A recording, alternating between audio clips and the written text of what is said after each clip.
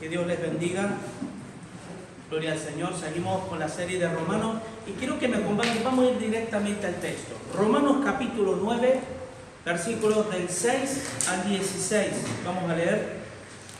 Y dice así la palabra del Señor. Esto lo dice el apóstol Pablo.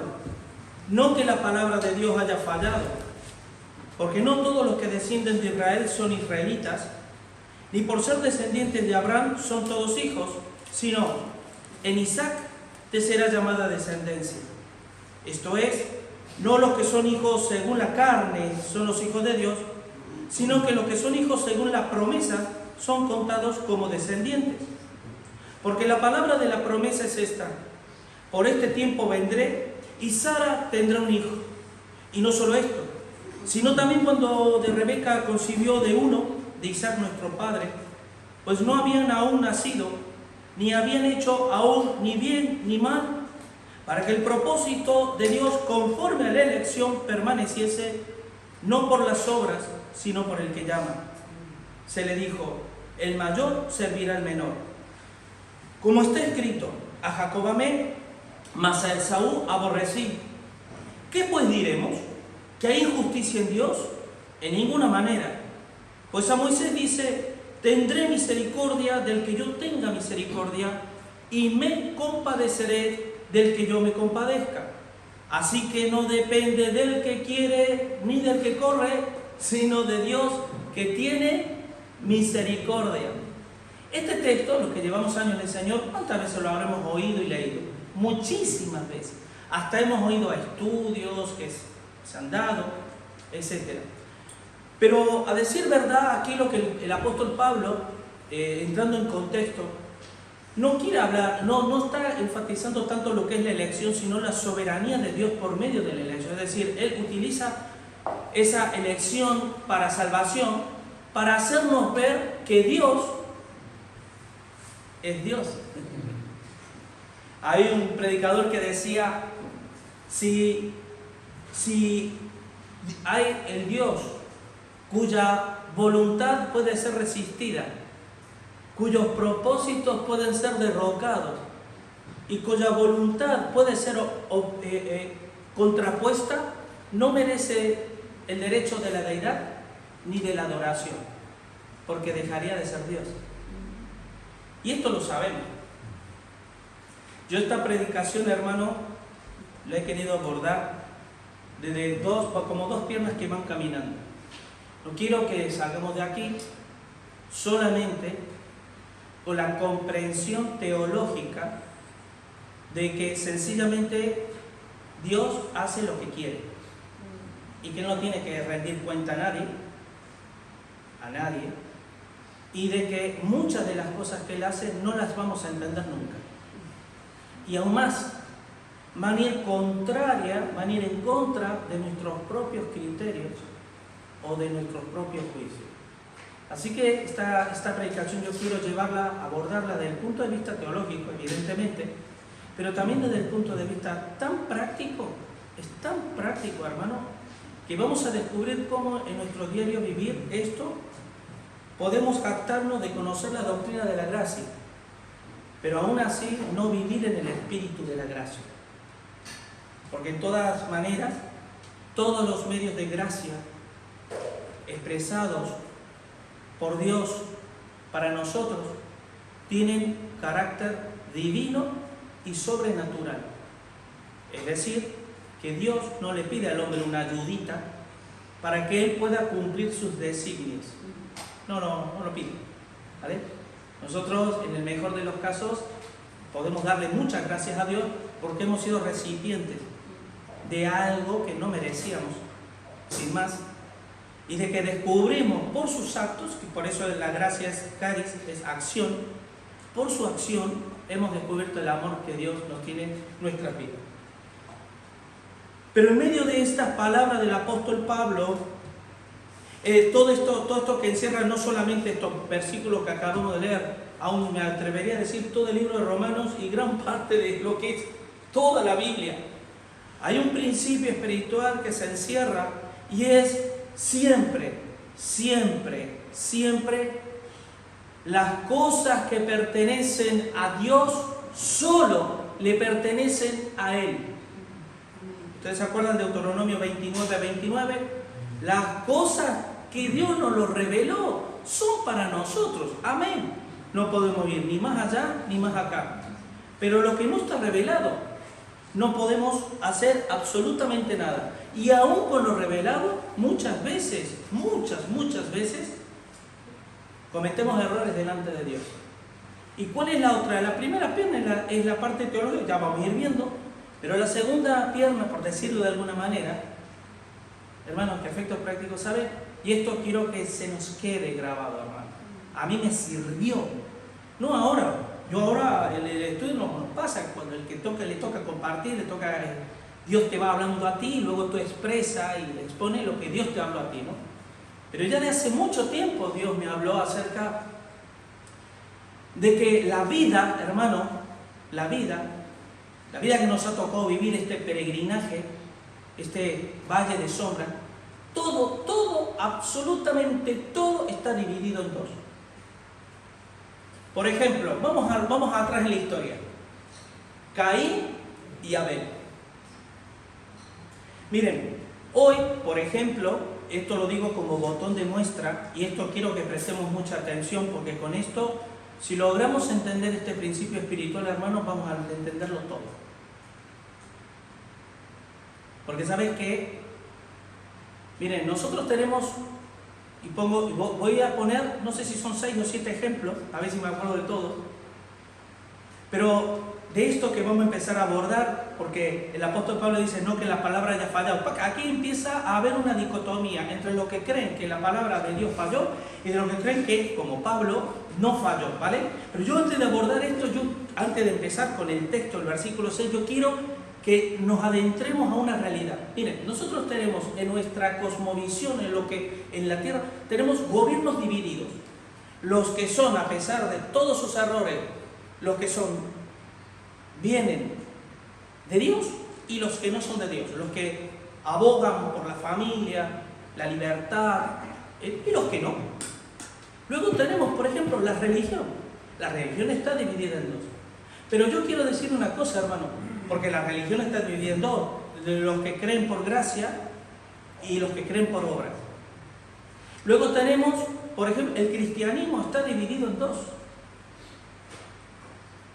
la cizaña y el trigo. La iglesia está dividida en dos: los que sostienen la doctrina de la gracia y entienden que Dios es soberano y la salvación es de Jehová, y los que creen que, bueno, yo no soy tan malo, ¿vale? Y en mi lado bueno, en esa área buena que yo tengo, yo le echo una ayudita a Dios en los asuntos, sobre todo de salvación, ¿vale? La familia está dividida. ¿Qué dijo Jesús? Yo he venido a traer espada, no paz. Se levantará el padre contra el hijo contra el padre, la nuera contra la suegra, de los 5, 2 contra 3, 3 contra 2. Pero ¿saben una cosa, hermano? Aquí viene la división más fuerte con la cual tenemos que luchar. Tu corazón y la mía. Porque la palabra dijo, no podéis servir a dos señores. Eso no se lo dijo a los impíos, se lo dijo a los que supuestamente conocían a Dios. Así que vamos a empezar a abordar este tema teniendo siempre en cuenta que yo estoy dividido dentro de mí. Y que yo tengo que a ver quién va a prevalecer, o Dios y su autoridad y su potestad y su soberanía, o mi criterio. Porque ustedes saben, hermanos, yo he estudiado en el seminario, tengo muchos años en el Señor, wow, no sé las medallas, no sé lo digo de manera irónica, ¿vale? No tengo nada, hermano, pero podría jactarme, ¿no? Pablo que decía, yo no me jacto de ser hebreo de hebreo, de la tribu de Benjamín, no, eso no me jacto, se jacta de ser hallado en Cristo, ¿vale? Y Pablo entendió perfectamente esa dicotomía humana que existe dentro de nuestro propio corazón y que se va desarrollando y desatando a lo largo de toda la esfera de la vida del hombre. Versículo 6. ¿Por qué dice Pablo no que la palabra de Dios haya fallado? Y aquí viene porque esta pregunta se puede decir, la hace Pablo, pero la pone Pablo en su boca, pero es una pregunta que se hacen los israelitas. Porque dice, porque no todos los que descienden de Israel son israelitas. Primera dicotomía, primera división. A ver, señores, hasta el día de hoy, después de más de 2000 años de que Dios permitió que el pueblo de Israel fuera dispersado, ya no tuvieran más tierra, ni banderita, ni cositas raras, el pueblo de Israel hoy se encuentra con que se autoproclama y se autopercibe pueblo de Dios. Sin embargo, cuando nosotros, y lo pongo como botón de muestra, cuando hoy por las noticias, son noticias frescas que las tenemos hoy, el conflicto que existe, hay dos posturas, como no, dos posturas. Los que abogan por Palestina y los que abogan por Israel. Y yo quiero que les diga una cosa, las únicas víctimas de todo este conflicto son el remanente de Israel, no Israel. Porque Israel es un estado, una cosa es el estado sionista y otra cosa es el pueblo de Israel. Cuando Jesús vino a la tierra, Él no vino a buscar el estado de Israel. Y les chocó fuertemente a los fariseos, a los gobernantes. ¿Cómo que no vino a buscar el estado de Israel si somos todo el pueblo de Dios? No. Una cosa es el estado de Israel y otra cosa es el pueblo de Israel. ¿Vale? Por eso Jesús dijo, yo he venido a buscar y a salvar lo que se había perdido. ¿Y saben qué texto Jesús habló? Que seguramente es una bofetada al orgullo humano y sobre todo a los israelitas judíos que se creen pueblo de Dios. Pero cuidado, estamos hablando porque el contexto tiene que ver con Israel, pero cuidado con el cristiano que se autoproclama cristiano y no lo es.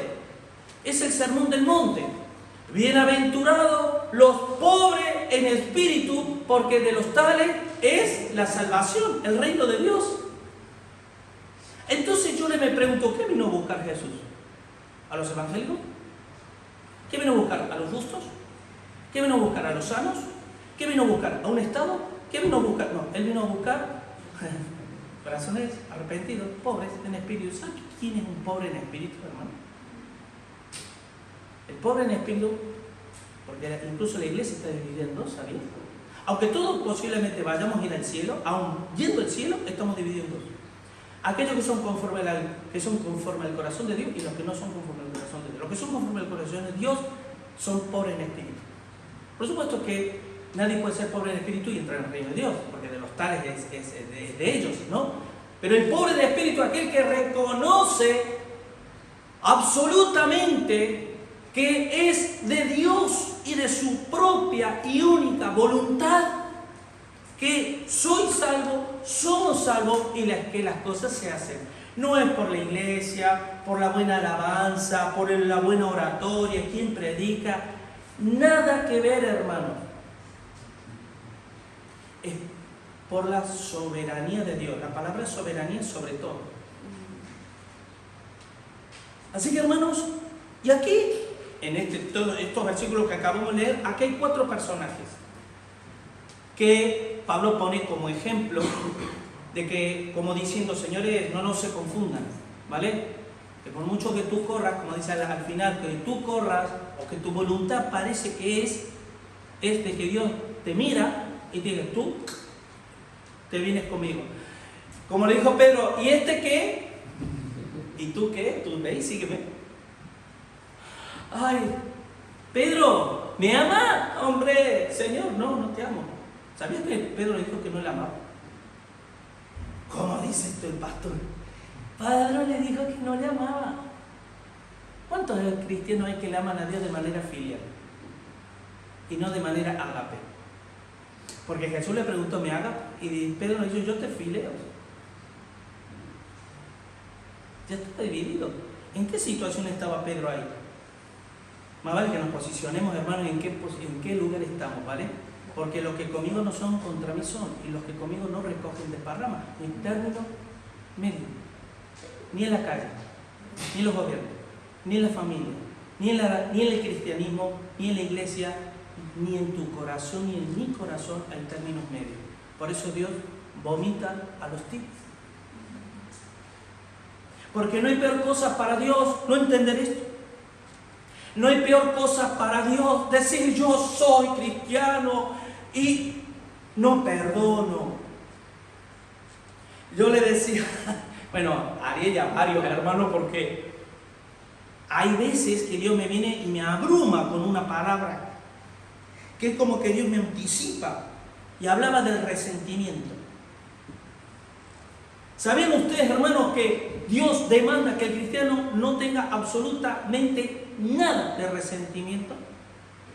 ¿Y tú sabes por qué viene el resentimiento? Viene por demandar algo que es por pura gracia. Ariel, hoy no me has abrazado como me hace todos los domingos, no me has saludado, ¿eh?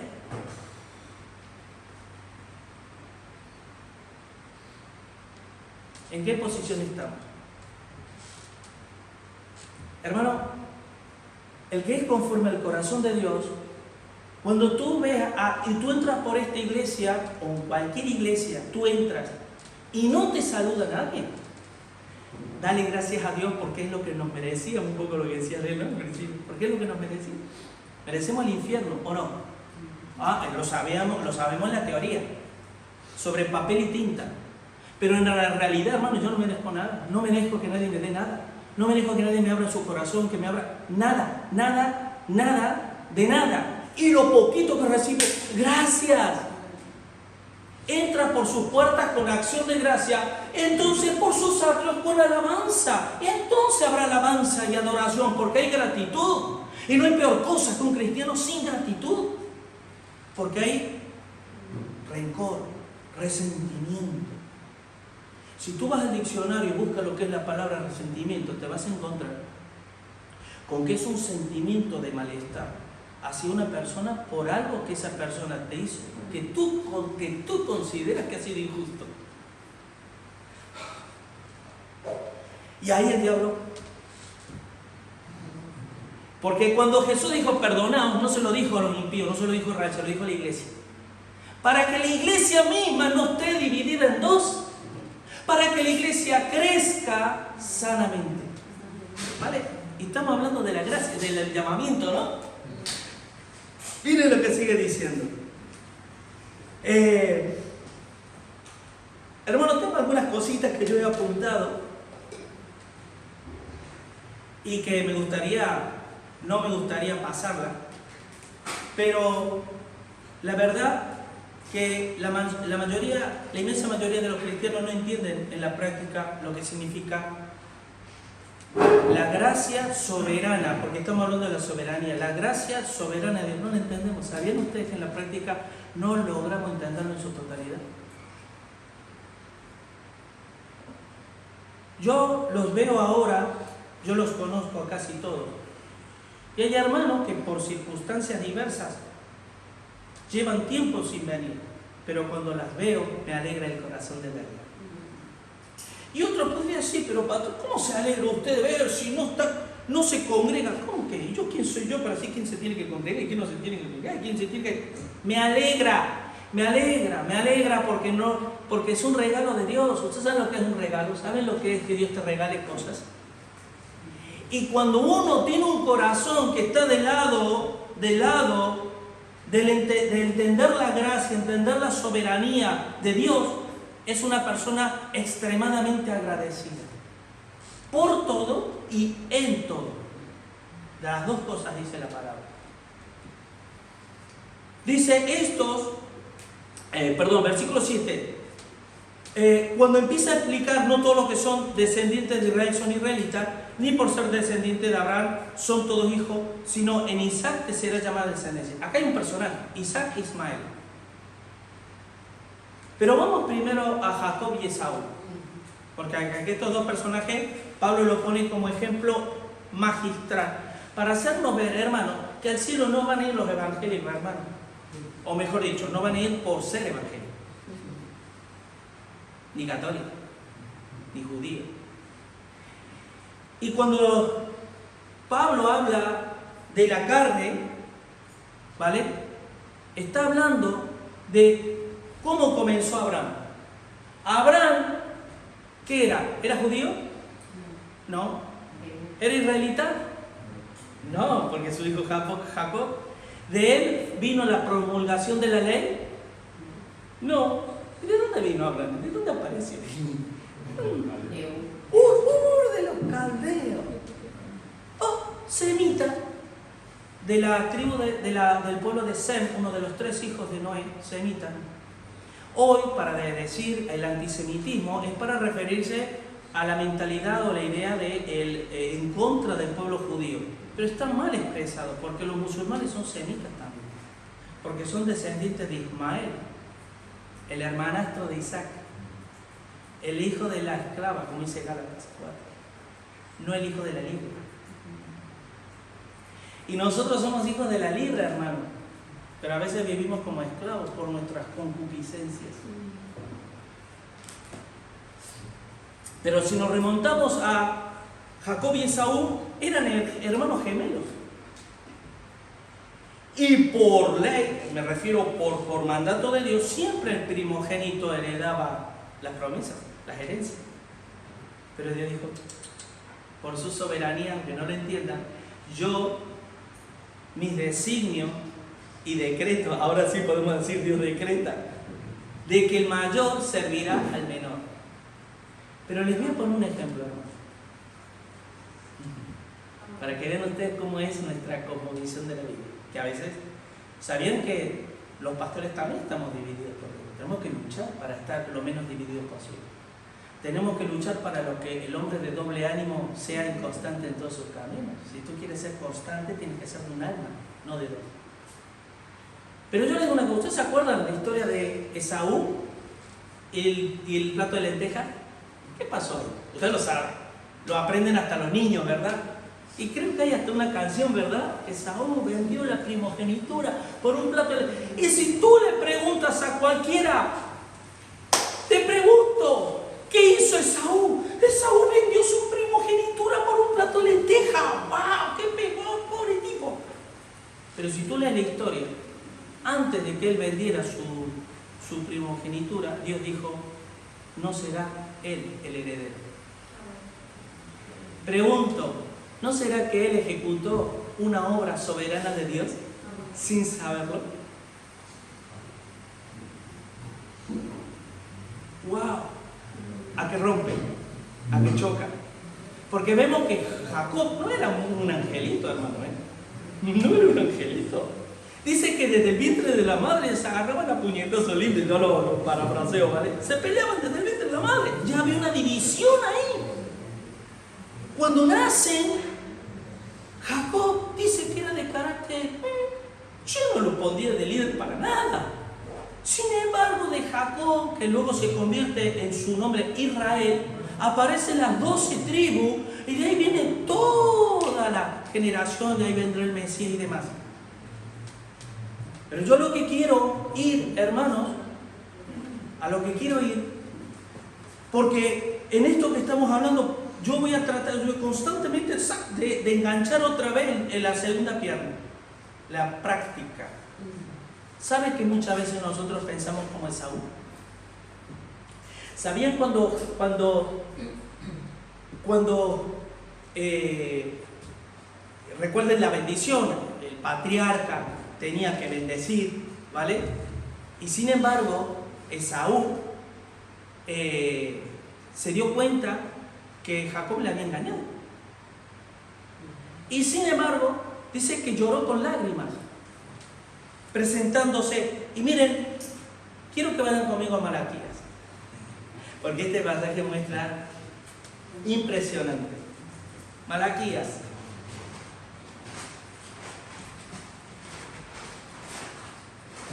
Capítulo 1, versículo del 1 al 5. Esta predicación, no sé si se estarán dando cuenta que no es tan expositiva, es más bien temática, ¿vale? Estamos hablando de la soberanía de Dios, o la soberanía de Dios por medio de la elección. Recuerden que elección es elegir. Qué fuerte que Dios elija, ¿no? Dios, a este sí, a este no. Qué injusto. Bueno, los que no conocen a Dios no pueden pensar de otra manera. Pero miren, Malaquías 1 del 1 al 5 dice: yo os he amado, dice el Señor. Y dijiste, ¿en qué nos amaste? No eres, y ahí le vienen a recriminar a Dios. ¿No eres Saúl, hermano de Jacob? dice el Señor, y amé a Jacob y a Esaú aborrecí. La palabra aborrecí no es lo desestimó. La palabra en el origen es desestimó. No es como nosotros que aborrecemos, ¿no? Dice, y convertí, y aquí viene la parte, esa parte del mundo que va a luchar contra Dios, que va a luchar contra tu vida, y que puede ser desde un gobierno, tu propia familia o en tu propia iglesia, porque se introducirán entre vosotros encubiertamente que no perdonarán al rebaño, no tendrán piedad. Dice, y convertí sus montes en desolación. ¡Oh, qué Dios malo! Soy Dios, un Dios de bendición. Y abandoné su heredad para los chacales del desierto. Esto yo lo veo. Cuando Edom, ¿vale? Es Esaú, soy la descendencia de Esaú, los edomitas, que hasta llegaron a luchar contra Israel. Y luego vamos a ver por qué. Pero miren, dice, cuando Edom dijere, nos hemos empobrecido, pero volveremos a edificar lo arruinado, así ha dicho el Señor de los ejércitos, que muchos no entienden. Ellos edificarán y yo destruiré. Y les llamarán territorio de impiedad. Los nombres han ido cambiando a lo largo de la historia, pero por sus frutos se conocen las cosas. Como a César le decimos realmente,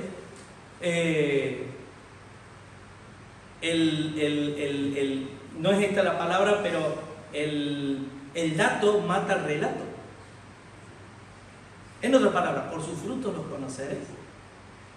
Dice, y les llamarán territorio de impiedad, pueblo contra el cual Jehová está indignado en algún momento, en algún tiempo.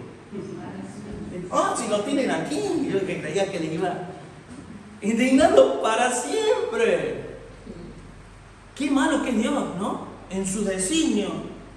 Recuerden que un Dios cuyos designios pueden ser confrontados o pueden ser resistidos, no merece ser llamado Dios. Y vuestros ojos lo verán, obvio, y diréis, sea el Señor engrandecido más allá de los límites del Estado de Israel, no del pueblo de Israel, del Estado de Israel. ¿Por qué? Porque Dios vino a buscar un pueblo que es pobre en espíritu y que Jesús vino a buscar y a salvar a esos. ¿Qué dice Gálatas? Ya no hay judío, no hay griego, no hay esclavo, no hay libres, no hay hombre, no hay mujer, porque todos sois uno en Cristo Jesús. Pero vamos a Gálatas. Quiero que vayamos a Gálatas 4.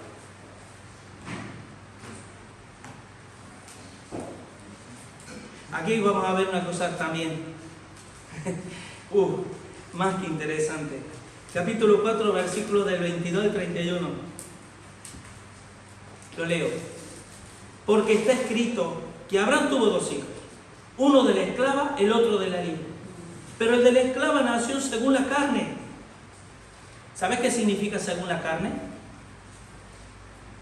Según la voluntad del hombre. ¿Qué pasa cuando hoy las iglesias dicen vamos a hacer la oración de fe? Levante la mano el que quiera ser salvo, el que quiera venir a los pies de Cristo. Y yo acá levantamos la mano y vamos a hacer una oración. Porque la salvación, hermano, Dios dio potestad de ser llamados hijos, y no es por voluntad de hombre, ni de voluntad de sangre, ni de voluntad de varón, sino de Dios. Otra vez, pumba. Golpe otra vez, ¿cómo es voluntad de Dios? Claro, porque la salvación es de Jehová, no es del hombre. Y esto, aunque parezca teológico, esto es lo que está en la mente y en los corazones del 100% de las personas.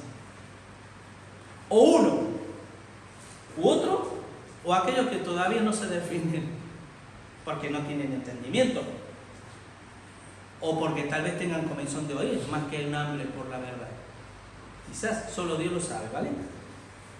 Más el de la libre por la promesa, lo cual es una alegoría, pues estas mujeres son los dos pactos. El uno proviene del monte Sinaí, el cual da hijos para esclavitud. Este es Agar, que la Agar es la madre de Ismael. Ismael es el padre de los árabes. Recuerden, hermanos, que a decir árabe, musulmán, islam no es lo mismo. Yo siempre pienso que el mundo, ¿sabían ustedes que el mundo árabe, a mi entender, fue uno de los pueblos más ricos intelectualmente hablando de la historia? Ellos fueron los prácticamente maestros en la geometría, en la astronomía, en la navegación. Alejandría estaba en Arabia, estaba en la biblioteca más grande del mundo.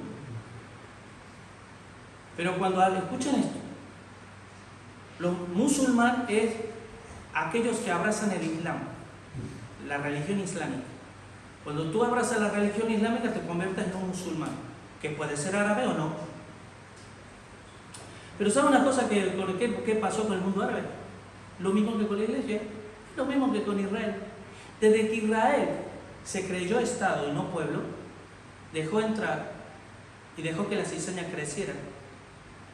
Desde que la iglesia, ¿qué dice la parábola del trigo y la cizaña? ¿Cuándo el enemigo se sembró la cizaña? Cuando los hombres dormían. ¿Y esos hombres quién eran? La iglesia. ¿Dormían? Creo. Y hoy nos encontramos con un sistema religioso llamado católico romano, que se autodefine como cristiano, pero en el final de los tiempos será juzgado como Babilonia, la madre de las rameras y de la prostituta de la fe, de la religión. ¿Y qué pasa con la iglesia de hoy? ¿Qué pasa cuando nosotros en nuestras filas tenemos a estos sinvergüenzas que no paran de enseñar barbaridades, hermanos, que te dan ganas de ponerle un calcetín en la boca para que ya no hable más? Pero si Dios no lo hace, uno no lo puede hacer. La teología de la prosperidad, el apostolado, lo que como dedicaba otra vez, ese continuismo de un montón de cosas que Dios ya cesó, pero al diablo le interesa que estén para poder hacer sus fechorías. Y estos son voceros, emisarios del diablo, porque no se les puede decir otra cosa. No son hermanos despistados, hermanos. Hermanos despistados hay muchos, pero estos son emisarios del diablo. Y lo peor es que la gente que tiene comezón de oír no discierne, porque están en este lado de la fila, no en este. Yo estoy muy sutil, ¿vale? Pero sigue diciendo, uno proviene, dice, porque Agar es monte Sinaí en Arabia y corresponde a la Jerusalén actual, pues esta, junto con sus hijos, está en esclavitud. Ahora pregunto, cuando tú ves, por lo general, porque claro, porcentualmente, entre el 80 y el 90% del mundo árabe son musulmanes, ¿vale? O más. Hay indios que no son árabes, pero son musulmanes. Pero más o menos entre un 80%. Ahora pregunto, ¿hay algún país árabe, a excepción de algunos puntos que ellos vivan en libertad, que traten bien a la mujer, que eduquen bien a sus hijos? No lo son, porque ellos son los esclavos. Ellos son esclavos espiritualmente, donde Dios está airado para siempre con ellos. Y esto es un botón de muestra, porque estamos hablando de cosas que se ven. Pero ¿cuántos cristianos hay? Yo te pregunto, yo les quiero preguntar a los que nos están oyendo a través de las redes y a todos vosotros, ¿alguna vez has sentido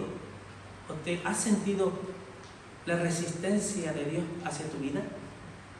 ¿Te has sentido que Dios te resiste? Porque ¿qué dice la palabra? ¿A quién resiste Dios? Que las cosas no te salen, que más mal. Y por aquí, por allí. Y tú dices, no, yo estoy bien, pero todo el mundo está mal. Pregunto, porque a mí me ha pasado. Me ha pasado muy fuerte. Lo digo por experiencia. Porque Dios me estaba resistiendo. No para perdición, sino para enseñarme. Porque el que no se humilla, Dios no te exalta. Pero el que se humilla, Dios le exalta. Así que dice pero mire, vamos a pasar al versículo 28. Mire lo que dice aquí. Y ya vamos rápidamente porque pensaba que iba a tardar menos, ¿vale? Eso está aquí, ¿ves? Hay una dicotomía dentro de mí. Dice, así que hermanos, Escuchen y presten atención en esto. Nosotros, los cristianos, como Isaac, somos hijos de la promesa. ¿Sabés qué diferencia hay entre hijo de la promesa y hijo de la carne? Que el hijo de la carne es hijo bajo voluntad humana. Lucas, tus padres eran evangélicos, tú te criaste en una iglesia evangélica, pues tú eres hijo de Dios. Igual no digo que Lucas no sea. Luego no lo miren así al hermano. Yo puedo dar fe de que es hijo de Dios, ¿vale? Pero a lo mejor no lo es, porque Dios no tiene nietos, tiene hijos. Y son hijos que Él llama. No por ser hijo de, somos hijos de Dios. O por pertenecer a tal denominación, estamos más cerca de Dios. Nada que ver. Pero como entonces el que había nacido según la carne perseguía al que había nacido según el Espíritu, ¿te suena? Yo esto no me quiero extender aquí, porque aquí sí que no nos vamos, ¿vale? Pero así también ahora. Más, ¿qué dice la Escritura? Echa fuera a la esclava y a su hijo, porque no heredará el hijo de la esclava con el hijo de la libre. Para aquellos que aman a Dios de corazón, les tengo que recordar, nos tenemos que recordar, para mí también, que vamos a tener que aprender a vivir con aquellos que no van a ir al cielo, pero que te van a llamar de hermanos. Cuidado, eso solo sabe Dios, ¿vale? La cizaña. Yo esto lo he dicho alguna vez. ¿Cuál es la diferencia del trigo y la cizaña? ¿Ustedes ven esta mano? ¿Ven esta? ¿Se parecen? A ver si pongo así el dedo. Bueno, vale. Dice, cuando los hombres durmieron, el trigo y la cizaña, y van creciendo, solo que el trigo tiene granos. Porque Jesús dijo, yo os he puesto para que llevéis fruto y vuestro fruto permanezca. La cizaña se jacta de parecerse al trigo, pero dice, dejar que crezcan. Porque Señor, vamos a cortar, dejar que crezcan. Porque si ustedes la quieren cortar ahora, no vas a saber distinguir cuál es el trigo y la cizaña. Pero dice el Señor, dejar que crezcan, ¿por qué? Porque van creciendo. ¿Y saben lo que hace el trigo con el peso de los granos? Se humilla. Ajá. Se quedó en evidencia al fuego para ser quemado. Esa es la realidad. Pero les digo una cosa, dentro de mi corazón hay un adorador, por decirlo de alguna manera, y un hereje. Hay un teólogo que ama a Dios y hay un área que hay un comezón de oír también. No nos escapamos ninguno de esto, hermano. Ninguno nos escapamos de esto. Por eso, nuestra responsabilidad, más allá de qué hacemos dentro de cuatro paredes, la mayor responsabilidad nuestra es cuántas doblo mis rodillas delante de Dios y cuánto me humillo delante de Dios. Porque lo que no haga en secreto, ya me puedo olvidar de hacer públicamente cualquier cosa para Dios o para los hombres. Si yo no he sabido humillarme delante de Dios, ¿para qué quiero un ministerio? ¿Para hacerme ver? Porque todavía el grano ahí, venga. Y de eso abundan las iglesias, hermanos. Cuidémonos de esto. Y dice, claro, de la misma manera que el esclavo persigue al libre, hoy te van a señalar. Te van a juzgar al que quiere vivir. El que quiera vivir piadosamente, ¿qué dice? Padecerá persecución de todo tipo. La persecución de todo tipo. El que uno quiera vivir delante de Dios. ¿Saben por qué? ¿Se acuerdan ustedes los sacrificados a los ídolos? Viene el hermanito que todavía no ve, porque no entiende, y ve aquel que sí ve y es libre, comer de los sacrificados a los ídolos. ¿Y qué es lo primero que hace? Juzga. Bueno, cuando crezca se pondrá de este lado. Mientras juzguen, está de este lado. Mientras juzguen, se pondrá de este lado a juzgar. Mientras Dios le dice a este, no le menosprecies, porque tú estuviste igual. El de este lado, Dios le dice, no le juzgues. ¿Quién eres tú para juzgar? Aquel que yo morí por él, que di mi precio por él. Y que yo lo he puesto ahí porque yo le he tenido por digno ministerio. ¿Sabes por qué? Porque soy soberano, dice el Señor. Porque yo no te tengo que dar cuentas a ti ni a nadie. ¿Lo entendemos a esto, hermanos? Tan sencillo y simple, Oh Señor, gracias, porque a los niños les revelaste todo este misterio. Claro, cuando no lo entendemos porque no somos como niños.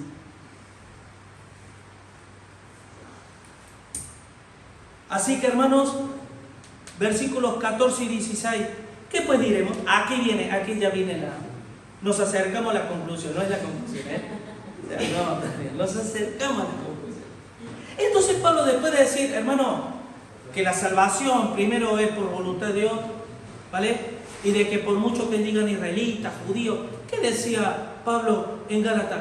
Que el judío no es el exterior, sino el interior, ¿vale? Y la circuncisión, perdón, en Romanos 2. Y la circuncisión, que sería de pacto, no es un pacto externo, es un pacto interno del corazón. Y a eso es lo que Dios viene a buscar. Se llame Goldstein o se llame Torres. ¿Vale? Así que 14 dice, ¿qué pues diremos? ¿Que hay injusticia en Dios? Miren, hermano, en el mundo esto es lo que piensan. Dios es injusto. ¿Cómo permite que los niños, los bebés, que no tienen culpa alguna, se pierdan y se vayan y que no sé qué? Yo digo, ahora dentro de la posición de tener un poquito más de luz de la que uno tenía antes, cuando yo miro y escucho eso, digo, pero este señor no se preocupa siquiera lo más mínimo acercarse a Dios para ver si Dios igual le dice algo que él no lo sabía. Pero ¿qué es lo que hace? Juzga. ¿A quién? A Dios. Oh, impíos, sí, vale. La iglesia. Porque ¿sabe una cosa, hermano? Lo que estamos tratando aquí es, ni más ni menos, que la salvación o es por gracia y es eterna y no se pierde, o la salvación es por obra y sí se puede perder. Porque ahí... Entonces, en definitiva, hermanos, cuando dice, ¿hay injusticia en Dios? En ninguna manera. Pues Moisés dice, tendré misericordia del que yo tenga misericordia y me compadeceré del que yo me compadezco. Aquí hay a mi entender, me parece que hay un eufemismo. ¿Sabes lo que es un eufemismo? Es una manera de expresar suavecita, para no decir, yo hago lo que me da la gana.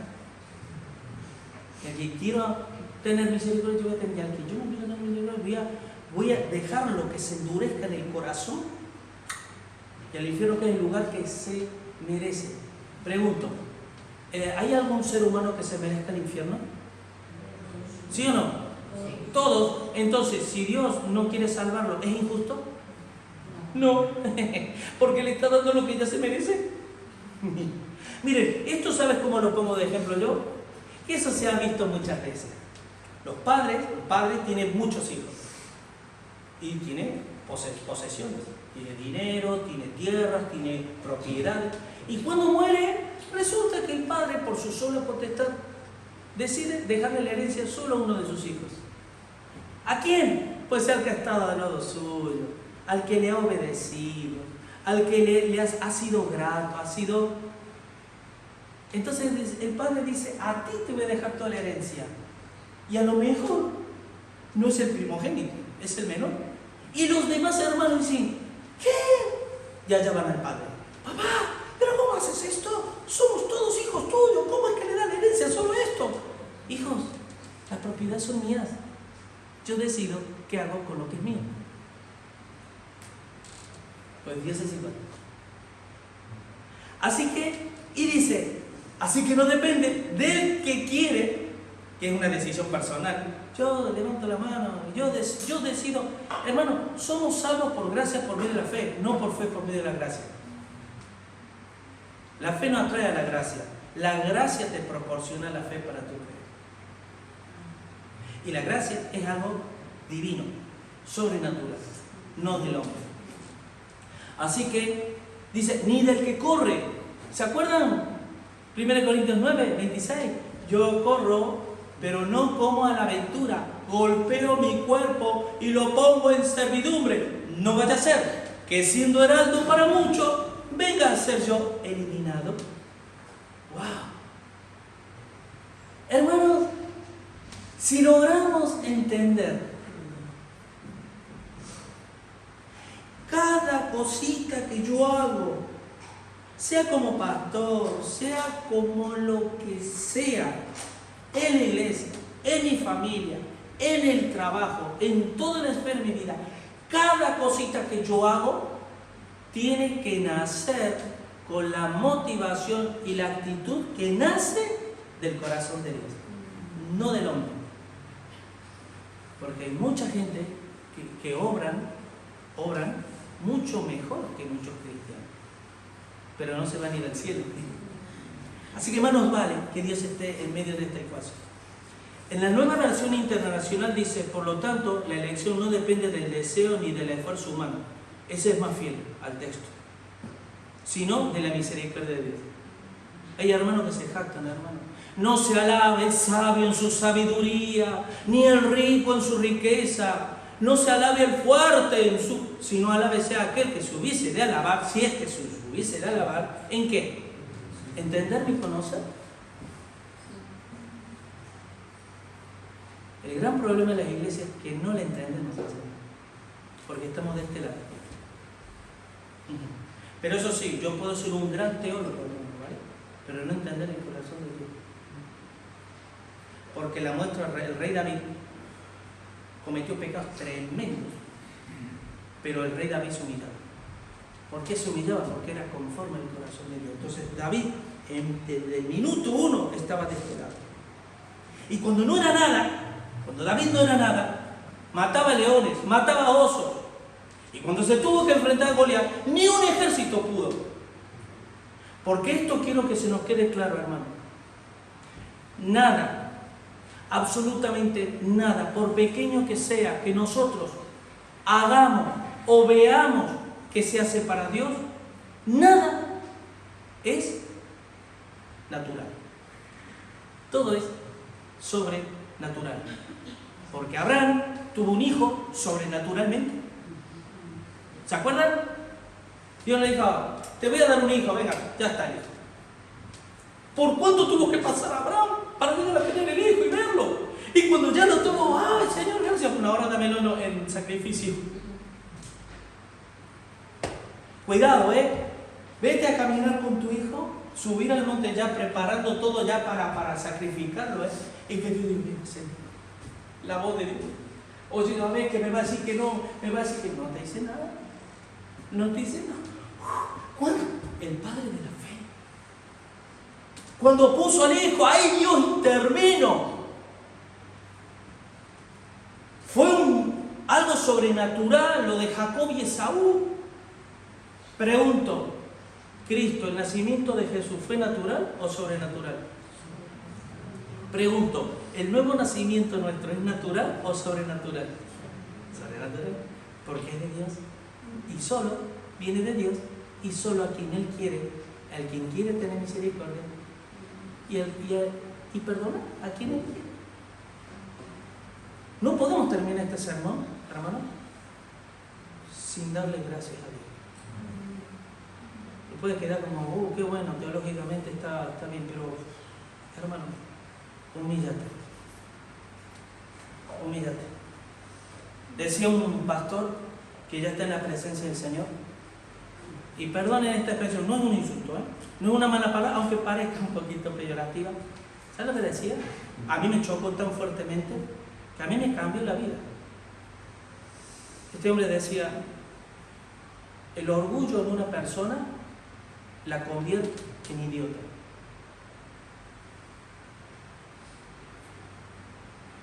Yo sé lo que es ser idiota. Como cristiano, sé lo que es. No lo quiero ni de lejos para mi vida. Y cuando veo a alguien, hermano, que no es humilde, y estoy viendo allá. Así que, hermano, vamos a pasar a la página para ir terminando. ¿Hijos de la carne o hijos de la promesa? Una cosa, ¿sabía que a ver, en ti, ¿quién es el hijo de la carne? ¿Sabías que tú eres hijo de la carne? ¡Hombre! No estoy hablando de mi papá, mi mamá, Ellos no me dieron a luz. ¿Qué habla la Biblia acerca del viejo hombre? No haced morir lo terrenal en vosotros.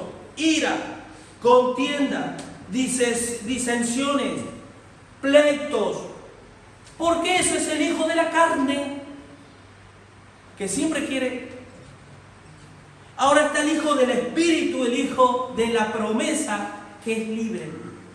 Por eso dice, Cristo nos hizo libres, pero no para volver a vivir en la carne, no para los deseos de la carne, libres para tomar la decisión de servir a Dios libremente y con gozo.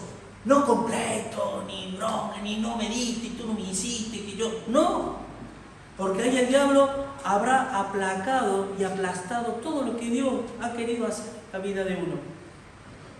Así que, hermanos, lo que es nacido de la carne, carne es. Y lo que es nacido del Espíritu, Espíritu es. ¿A quién vamos a servir? ¿A la carne o al Espíritu? Gálatas 5. Amén. Gloria al Señor. Vamos a orar. Señor Padre Santo, Dios mío, creo que todos en mayor o menor medida sabemos que la salvación es por elección tuya. Sabemos que tú eres soberano. Pero ¿sabes qué pasa, Señor? Que en la práctica a veces dejamos mucho que decir. Señor, que la doctrina de la gracia no se quede solo en doctrina, Padre. Que se quede en vivencia, que se quede realmente en una vida llena de frutos para ti, Señor. Porque, Padre Santo, no somos nada, Dios mío. Y tenemos que humillarnos, por eso es negarnos a nosotros mismos todos los días, tenemos que negarnos, Señor. Y Señor, ayúdanos a comprender esto, a saber discernir de qué lado estamos, Señor. Del lado de los que todavía eternamente estamos, de los que juzgamos, criticamos, o del lado, Señor, de que de gracia recibo, doy de gracia. Señor, ayúdanos por favor en esto y perdónanos como pueblo, perdónanos, Señor, porque el hecho de que algunos de nosotros o varios, Señor, estemos pasando o atravesando por situaciones de vida, no significa que nadie lo haya pasado, ¿verdad? Por lo cual estamos en la misma situación todos. Y de la misma forma que Moisés te pidió a ti perdón por el pueblo y se incluyó él, así estamos todos, Señor. Porque todos ofendemos muchas veces. Hoy uno, mañana el otro. Pero si entendemos la gracia, que todo, por pequeño que sea, lo recibimos por gracia, por un favor que no nos merecemos, nuestra vida va a cambiar. Y ahí comprenderemos en vivencia lo que significa tu soberanía y tu autoridad, Señor. Gracias, Señor, en el nombre de Jesús. Amén. Ya. Que Dios les bendiga, hermanos.